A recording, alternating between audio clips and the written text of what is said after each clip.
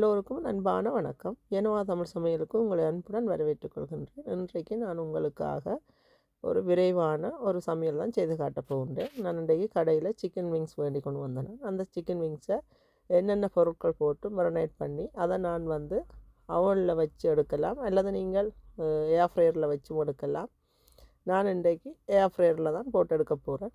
குறைஞ்ச எண்ணெயில், அதாவது ஒரு 2 மேசக்கரண்டி எண்ணெயோடையே நீங்கள் ஒரு பொரிச்ச சிக்கனை சாப்பிடக்கூடிய மாதிரி எப்படி இலகுவாக சுவையாக செய்யலாம்னு சொல்லி பார்க்க போகிறோம்.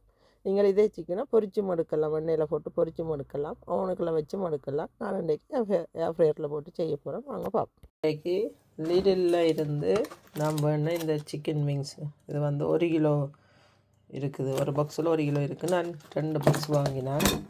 2 பாக்ஸில் வாங்கினதையும் இப்போ உடைச்சி இதுக்க போட்டுட்டேன், கழுவிட்டு எடுத்து வச்சுருக்கிறேன். இப்போ இதுக்கு எங்களோட வீட்டில் இருக்கிற பொருட்களை வச்சு அப்படி ஏர் ஃப்ரையரில் இதை நான் குக் பண்ண போகிறேன்னு தான் காட்ட போகிறேன்.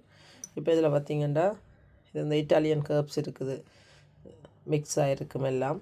இப்போ அதில் ஒரு தேக்கரண்டி அளவு போடுறேன். அடுத்தது கொஞ்சமாக மஞ்சத்தூள், இதுவும் ஒரு தேக்கரண்டி அளவு மஞ்சத்தூள். அடுத்தது இறைச்சி சரக்கு, எங்களோட இலங்கை முறைப்படி தயாரித்த இறைச்சி சரக்கு, அதுவும் ஒரு தேக்கரண்டி தான். அது சின்ன கரண்டி என்னோடைய 2 தரம் போடுறேன். அடுத்தது பார்த்திங்கன்னு சொன்னால் இது டெஸ்கோவில் எல்லா இடத்துலையும் விற்கிது. டெஸ்கோ எல்லா கடை பெரிய சூப்பர் மார்க்கெட் எல்லாத்துலேயும் இது விற்கிது. இந்த சீசனிங் பவுடர் போட போகிறேன். இது ஒரு மேசக்கரண்டி அளவு போடுறேன். நான் ஒரு கையில் வீடியோ எடுக்கிறதால நான் அளந்து கரண்டியால் போட இல்லை, ஒரு மேசக்கரண்டி போடுறேன். அடுத்தது பார்த்திங்கன்னு சொன்னால் எங்களோட இலங்கை முறைப்படி தயாரித்த கறி பவுடரும் ஒரு மேசக்கரண்டி போடுறேன். நீங்கள் கடையில் வாங்கினா இந்த சூர்யா தூளோ அல்லது யாழ்ப்பாண கறி பவுடரோ என்னோ போடலாம். இது நான் இந்த போத்தலில் போட்டு வச்சுருக்கிறேன். ஆனால் இது நாங்கள் இலங்கை முறைப்படி தயாரித்த, நாங்கள் வீட்டில் தயாரித்த கறி பவுடர் போடுறேன்.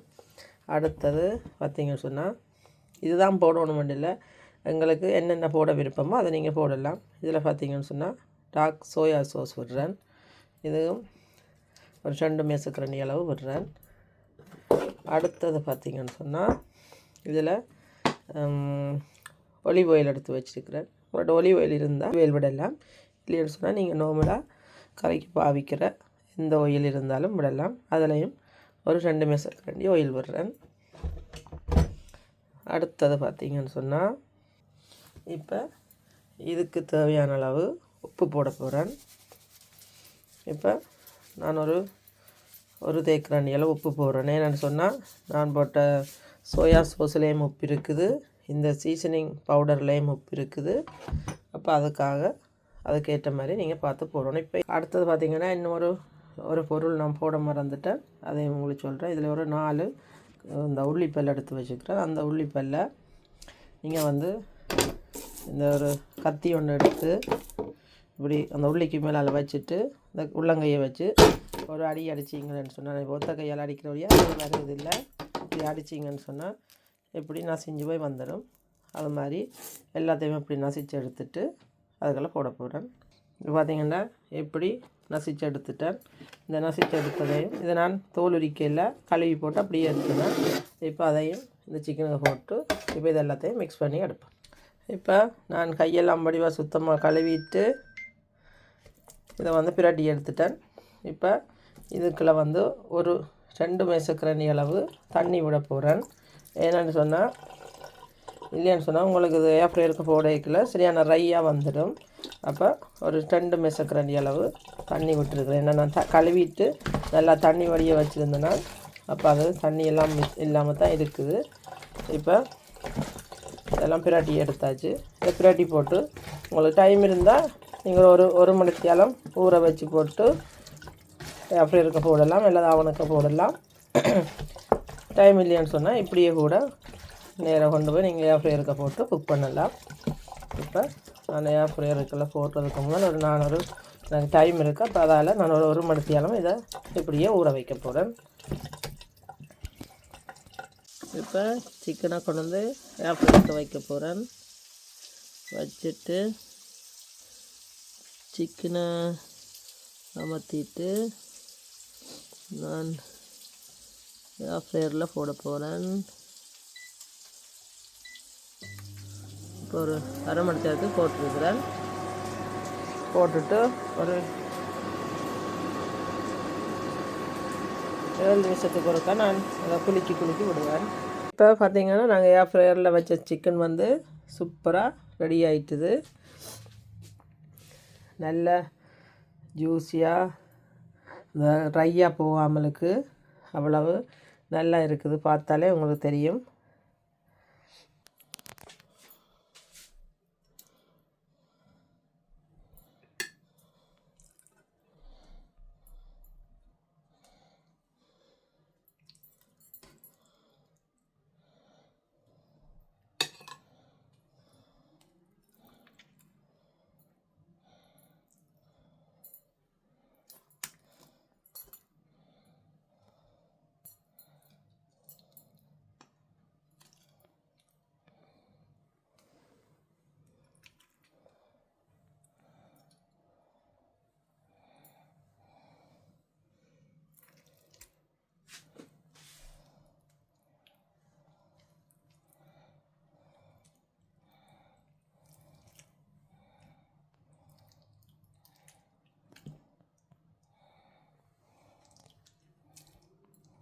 பார்க்கவே எவ்வளோ நல்லா இருக்குது.